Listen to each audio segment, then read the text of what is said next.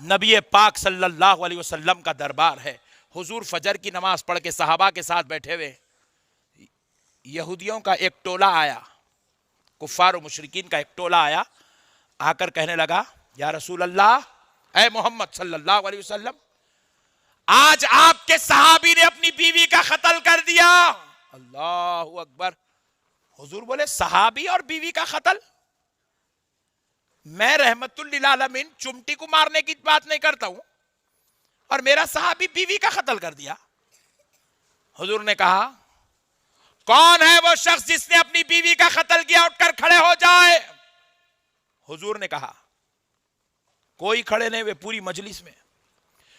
حضور نے کہا کون ہے وہ شخص جس نے اپنی بیوی کا قتل کیا؟ وہ اٹھ کر کھڑے ہو جائے.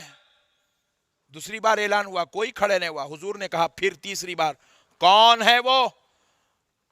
اس کو اللہ اور اس کے رسول کا واسطہ وہ اٹھ کر کھڑے ہو جائے جس نے کل رات اپنی بیوی کا قتل کیا.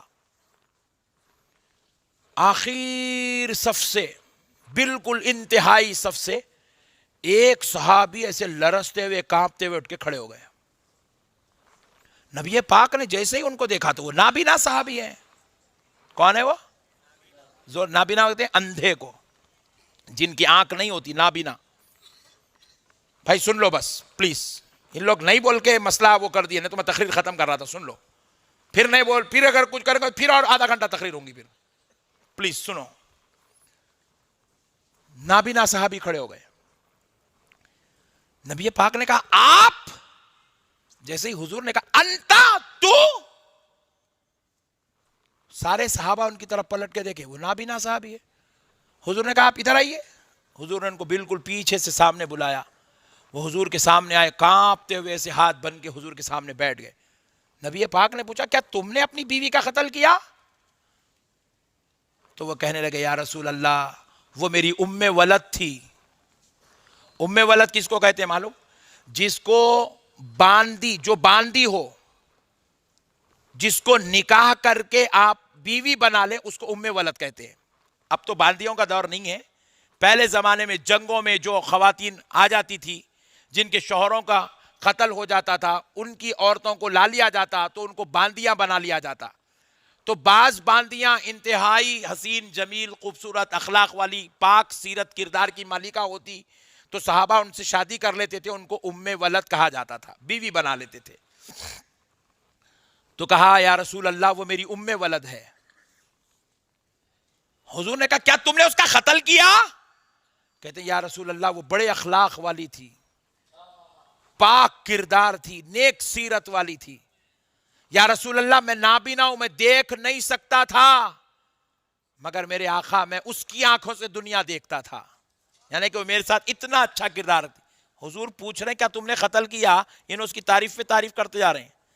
حضور نے پھر تیسری بات پوچھا کیا تم نے اس کا قتل کیا؟ تو کہتے ہیں یا رسول اللہ، اللہ نے اس کے ذریعے سے 2 نور والے بچے مجھ کو عطا فرمائے تھے.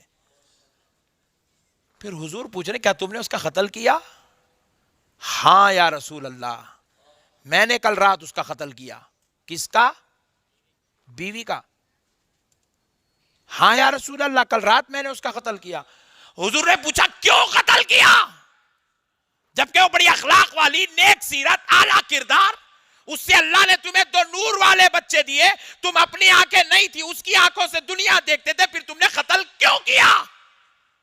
کہا یا رسول اللہ جب وہ میرے نکاح میں آئی، میرے نکاح میں آنے کے بعد اس نے پہلی بار، چند دنوں بعد پہلی بار آپ کی شان میں گستاخی کی تھی.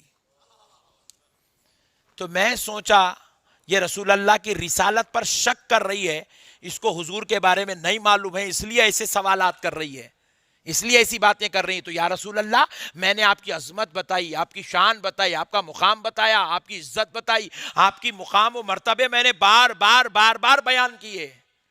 تو میں سمجھ گیا کہ اب یہ میرے نبی کو سمجھ گئی ہوگی. یا رسول اللہ چند دن پہلے پھر اس نے دوبارہ آپ کی رسالت پر شک کیا. میں نے کہا یہ ابھی مسلمان ہوئی ہے، اسلام میں داخل ہوئی ہے، اس لیے ابھی یہ نبی کے بارے میں پورا نہیں سمجھی، اس لیے میں اس کو پھر بار بار آپ کی عظمت سمجھاتا رہا. یا رسول اللہ کل رات تیسری مرتبہ پھر اس نے آپ کی رسالت پر شک کیا. बर्दाश्त न हुआ।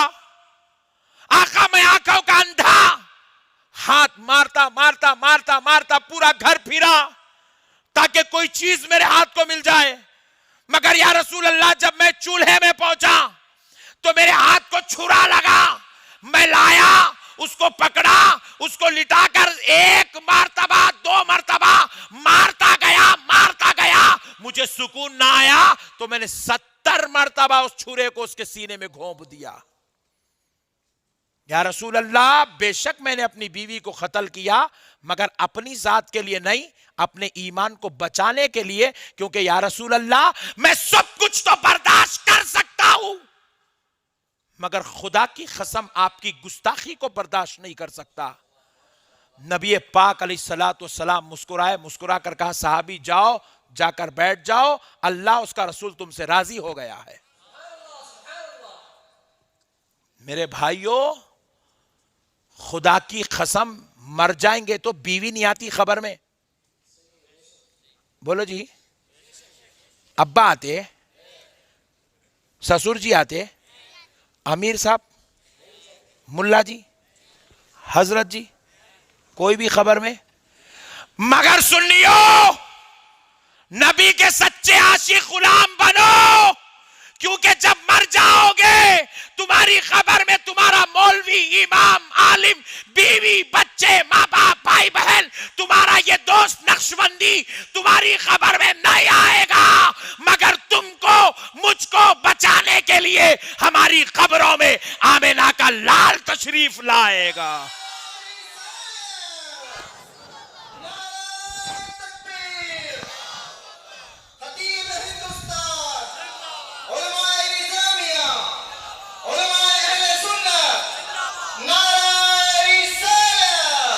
उम्मीद करता हूं कि कुप्पल की धरती पर रहने वाला हर मुसलमान आशिक रसूल बनकर जिएगा, गुलामे मुस्तफा बनकर जिएगा, औलिया का दीवाना बनेगा, सहाबा का अदब करने वाला और अहले बैत पर अपनी जान छिड़कने वाला, अपनी औलाद से ज्यादा नबी की औलाद से प्यार करने वाला, अपने घर वालों से ज्यादा नबी के घर वालों से प्यार करने वाला और अपनी जान से ज्यादा अपने नबी से प्यार करने वाला बनकर जिएगा। वमा अलैना इल्लल बलाग वल्हम्दुलिल्लाहि रब्बिल आलमीन।